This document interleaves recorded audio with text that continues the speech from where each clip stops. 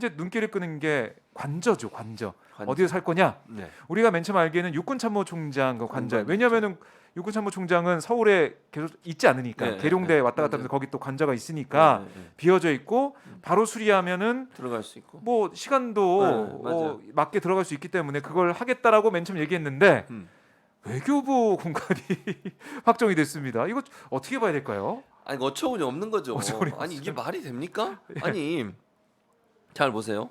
그러니까 본인이 제왕적 대통령제에 대해서 비판을 했던 사람이고 본인은 다른 대통령과 다르게 공정과 상식을 따르겠다고 했던 사람이에요. 네. 그럼 과연 지금 육군 참모총장 공간한테 말씀하신 것처럼 계룡대에도 공간이 있기 때문에 여기에는 주말에 주로 와 있고 네. 평상시에는 거의 가 네, 있어요. 그렇죠. 그러니까 언제든지 들어갈 수 있고 비어 그다음에 있죠. 정부 그러니까 현 정부에서 예산안을 예비비를 승인해 줄 때 네. 이 리모델링비 25억 원을 공간 리모델링비 25억 원을 어디를 기준으로 짠 거예요? 육참 공간. 육참, 예. 그렇게 해서 계획을 올렸어요. 계획 네. 올리기 전에 당선인한테 보고 안 했을까요? 다 했을 겁니다. 했겠죠. 당연히 회개하지. 아니 네, 말이 그렇죠. 돼요 그거를? 말이 안. 당선이 사는 곳이잖아요. 그러니까요. 살 곳. 당연히 본인도 얘기했을 것이고 그렇게 하자. 네. 또 그렇게 해야 여론도 우리한테 나쁘지 않아. 이런 생각을 했을 거예요. 그러지 않았겠어요? 그런 여러 가지 계산을 해서 승인 요청을 하고 예비비 승인까지 해서 내려왔어요. 그런데 네. 갑자기 지금 현재 살고 있는 외교부 장관이 거주하고 있어요. 지금 거기는 그렇죠. 외교 살고 공간은 있죠. 거기를 찍어가지고 나가라고 그러면 네. 이게 상식에 맞는 거예요? 공정에 맞는 거예요? 아니 제왕적 대통령제에 대해서 그렇게 비판적으로 얘기했던 사람이 이런 모습이 과연 제왕적 대통령제를 비판했던 대통령 취임이 예정된 당선인의 모습이냐는 거예요. 저는 아니라고 봐요.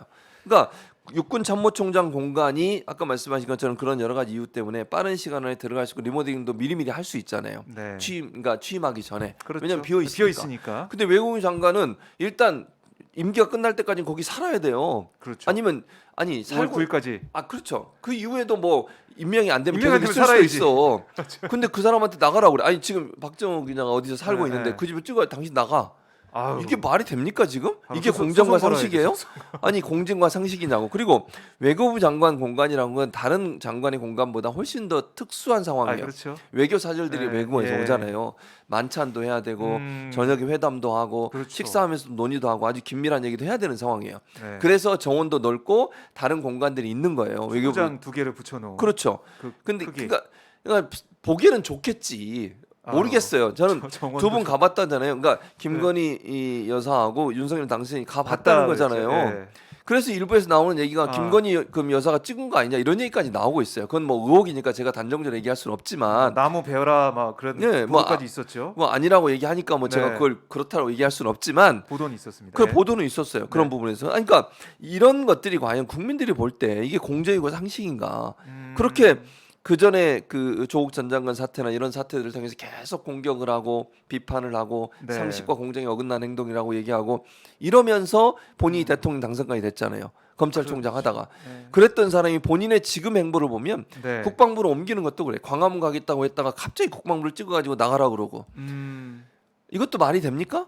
저는 말이 안 된다고 생각해요. 그리고 또 비어 있는 곳에 가면 모르지만 육참총장 공간 가겠다고 그렇게 계획 다 세우고 예산까지 짜서 네. 정부의 승인까지 받고 예비비 다 받아내놓고는 이제 와서는 외교부 장관 공간을 찍어서 나가라고 그러고 이런 행동이 과연 공정과 상식에 맞는 건지 저는 이해가 안 돼요, 솔직히. 그 리모델링비는 거기는 못 쓰는 거 아니에요? 그 그렇죠. 장관 공간에 못 쓰는 거고. 네. 따로 따로 해야지. 들어서 어떻게 해야 얼마나 되는 들어갈지 모르잖아요, 지금. 가서 또 다시 계산해야 돼요, 그러면. 아하. 그리고 들어가는 시간도 더 늦춰지잖아요. 만약에 장관이 그 전에 임명되면 이제 그 나가겠지만 만약에 장관 임명 안 되면 임명 안 되면. 강제로 쫓아내야 되는 거잖아요, 지금. 그렇죠. 그게 그게 상식이냐고요, 제 말은. 그게 공정이냐고요. 근데 진짜 이게 외교 장관 참 말씀하신 것처럼 특수한 경우인데 지금 보면은 삼청동에 있는 이 비서실장 뭐 그런 공간이나 아니면 안가 이거 뭐 붙여가지고 쓴다 대안을 얘기를 하고 있는데 지금 계획이 없는 상황에서 지금 가는 거잖아요. 그렇죠. 이게 제대로 외교 우리 자산이 잘 굴러갈지 이거 좀 염려가 있네요. 아니, 당연하죠. 그러니까 연쇄적으로 파장이 생기는 거예요. 그러니까 예를 들면 지금 현재 외교부 장관 공간을 비워줘야 되면 이 네. 공간이 딴 데로 가야 되잖아요. 그럼 그러니까요. 거기엔 누가 또 있잖아. 그 사람도 어딘가를 가야 돼 또. 이런 거잖아요. 결국은 계속 연쇄적으로 나와. 이게 왜 이렇게 하냐고. 육군 네. 참모총장 공간은 비어 네. 있기 때문에 거기는 들어가면 그분은 그냥 계룡돼 있거나 아니면 새로 계룡돼 있으면서 딴 데를 구하면 돼요. 그렇죠. 근데 왔다 지금 갔다 이건 하면 아니잖아요. 외교부 장관은 살고 있는 데인데 나가라고 그러면 이분이 살고 있는 데를 나가기 짐 정리해서 나가야 되면 또 새로운 곳으로 가면 그곳에 살고 있는 사람 또 어떻게 할 되죠. 거예요. 이런 게 계속 연쇄적으로 영향을 미칠 수밖에 없어요.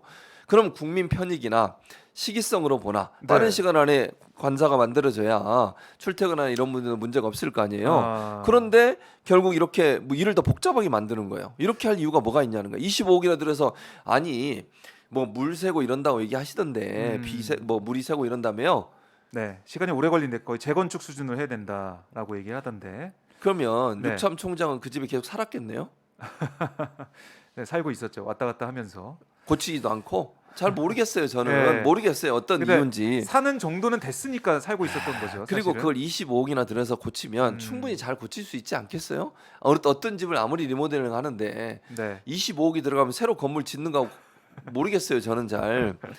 박종호 그쵸, 기자 살고 25억. 있는 집 리모델링 해봐야 얼마나 들겠냐고요. 네. 그러니까 이런 식으로 얼마 뭐 모르겠어요. 이유를 제가 그러니까 네. 명확하게 이게 뭐 김건희 씨가 그렇게 찍어서 했는지 아닌지 모르기 때문에 제가 단정을 얘기할 수 없지만 음, 그냥 보기 좋으니까 내가 원하는 데 들어가겠다고 이렇게 해버리면 네. 공정과 상식과 제왕적 대통령제에 대해서 비판적 입장을 가졌던 그래서 당선이 됐던 그 이미지로 그 당선인이 할 수 있는 얘기인가 행동인가 하는 부분은 네. 이해가 안 된다는 거예요. 그러니까 이게 참 우리가 맨 처음에 이제 청와대 나와서 윤석열 당선인이 광화문 시대 열겠다고 했잖아요. 이제 네. 광화문 안 가고 용산으로 갔어요. 그렇죠. 관저도 마찬가지 육참 이 총장 공간으로 간다고 하다가 다시 또 지금 막상 다가오니까 외교부 장관 공간으로 뭐 제일 이렇게 높은 지대에 있고 넓은 더 좋은 어떻게 보면 그런 곳으로 간다고 하니까 국민들이 볼 때는 아니 그러면 이런 계획을 가지고 일부러 국민들의 비판열이 안 나오게 속인 건가? 라는 생각이 들 정도로 계속해서 말이 바뀌고 또 뭐 사실 이 검찰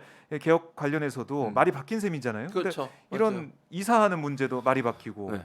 그리고 더 사람들이 이제 분노하는 부분은 취임식 뭐 33억 들여서 한다고 네, 하는데 만찬을 영빈관에서 한다고 해서 청와대에서 하나 보다 했는데 청와대 영빈관이 아니라 신라호텔 영빈관에서 한다고 하더라고요. 이거는 어떻게 되는 겁니까? 아니 그것도 진짜 국민들이 볼 때 얼마나 황당하겠습니까? 지금 코로나19 때문에요. 네. 소상공인 자영업자들은 엄청나게 힘들어합니다. 50조를 편성해서 추경하겠다고 하더니 지금까지 강간무소속이에요. 그분들 손실보상금 제대로 못 받고 피해 보상도 네. 못 받아가지고 하루하루 정말 힘들게 살아갑니다. 최근에 이제 사회적 거리두기가 풀려서 어느 정도 좋아지고 있긴 하지만 아직 완벽하게 해결된 게 아니잖아요. 지난 2년 동안 힘들게 어렵게 살았던 그들의 삶을 고생하셨죠. 생각한다면 네. 코로나19 때문에 많은 사람이 고통을 겪었잖아요. 그러면 저는 모르겠어요. 그러니까 물론 취임식 크게 하고 싶겠죠. 뭐 본인 입장에서는. 네. 그러나 4만 명 넘게 초대한다고 그리고 하고 33억이 든다며 네, 그거 하는데 취임식을. 예산을 33억이나 들어가지고 그렇게 하는 것보다 물가 때문에 물가 네. 오른 게 있어가지고 그렇게 네. 많이 드는 거 아니다라고 근데 준비 측에서는 얘기를 그러니까 하고 있어요. 국민들이 볼 때 네. 정말 진짜 공정과 상식을 얘기하고 국민들의 칭찬을 받으려면 이럴 때일수록 규모 좀 적게 하고 고통 좀 분담하겠다. 간소하게 하자. 네. 고통 분담하자. 그리고 영빈관에서 2억이나 들여서 만찬을 하요? 그것도 영빈관이라는 게 신라호텔 영빈관이잖아요.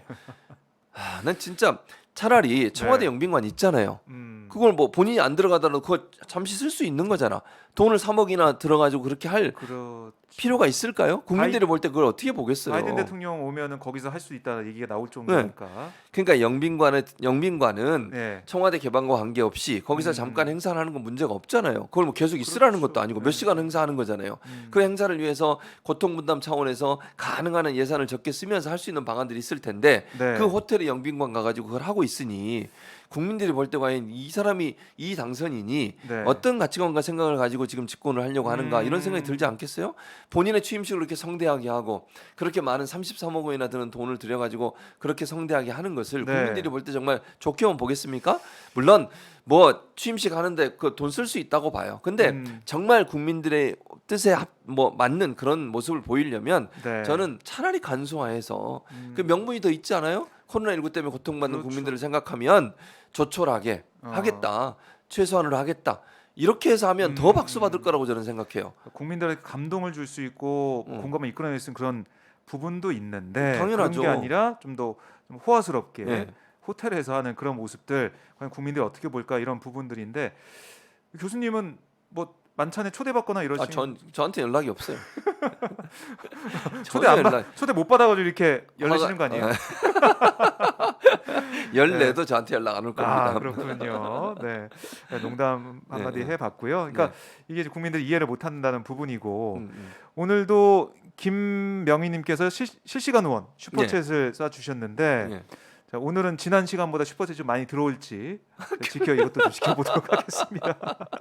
자, 그래서 신라호텔 영빈관에서 하게 되고 사실은 이게 호텔 음식을 뭐 케이터링 서비스를 했기 때문에 돈이 뭐 그렇게 많이 들거나 이런 건 아니다라고 준비 측에 얘기하고 있지만 국민들이 볼 때는 그렇죠. 아쉽고 아쉽죠. 안타까운 생각할 수밖에 없다 네, 네. 이런 말씀이시네요. 그러니까 최소한의 경비를 네. 할 수 있는 방안들을 찾아야 돼요. 그게 고통 분담이고 네. 코로나19가 완전히 지금 종식된 게 아니잖아요. 음. 사회적 거리두기는 해결됐지만 근데 이런 상황에서 그렇게 어쨌든 본인은 호화스럽지 않다고 생각할지 모르지만 국민들이 볼 때는 호화스럽게 보여요.